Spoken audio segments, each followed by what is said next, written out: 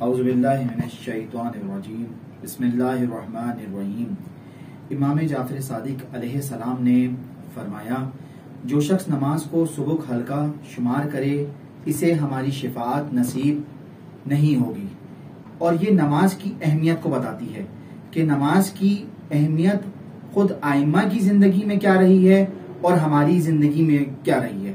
اسی طرح میں آپ کو ایک واقعہ کوٹ کرتا چلوں، آیت اللہ العظمیٰ تقی بہجت علیہ رحمہ کا، خدا جنت الفردوس میں آغا بہجت کے درجات بلند فرمائے۔ آغا بہجت علیہ رحمہ فرماتے ہیں، کوئی شخص چاہتا ہے کہ دنیا اور آخرت دونوں میں کامیاب ہو جائے اور چاہتا ہے کہ کہیں پہنچ جائے، تو اس کو چاہیے کہ وہ نماز اول وقت پر ادا کرے۔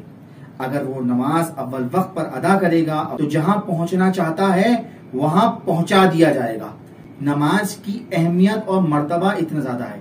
آغا تقی بہجت سے کسی نے کہا کہ آپ نے یہ کہا کس سے سنا؟ تو کہا کہ میں نے اپنے استاد محترم قاضی طباطبائی سے یہ جملہ سنا کہ انہوں نے یہ بات ارشاد فرمائی تھی کہ اگر چاہتے ہو اس مقام پر پہنچ جاؤ تو نماز اول وقت ادا کرو، اور اگر نماز اول وقت ادا کرنے کے بعد تم کہیں نہ پہنچو تو محشر میں ہمارا گریبان پکڑ کے سوال کرنا کہ ہم نے نماز اول وقت ادا کی تھی۔ امام جعفر صادق علیہ السلام اور علفاء اور علماء دونوں نے یہ بات بار بار تکرار کی ہے کہ نماز کی اہمیت کبھی کم نہیں ہونی چاہیے۔ امام خمینی علیہ رحمہ کے بارے میں بھی کہا جاتا تھا کہ جب نماز کا وقت ہوا کرتا تھا، خواہ آپ کسی بھی کام میں مشغول ہو یا کتنا ہی مہم ترین کام کیوں نہ ہو، آپ سب کام چھوڑ کر پہلے نماز کے لیے آمادہ ہو جایا کرتے تھے اور اللہ اکبر کہہ کے نماز کے لیے کھڑے ہو جایا کرتے تھے۔ اپنی زندگی میں نماز کو اہمیت دیا کرتے تھے۔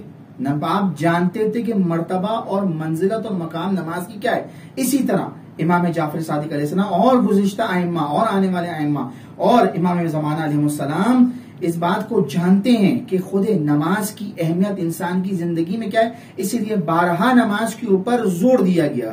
وہ چیز کہ جسے حسین ابن علی نے آخری زندگی کے مراحل میں اپنی بہن کو نصیحت کرتے ہوئے کیا فرمایا کہ زینب نماز شب میں مجھے یاد رکھنا۔ انسان کو استقامت پہ کھڑا رکھنے والی چیز بھی نماز ہے، اس لیے ہمیں چاہیے کہ ہم نماز اول وقت ادا کریں۔ اللہ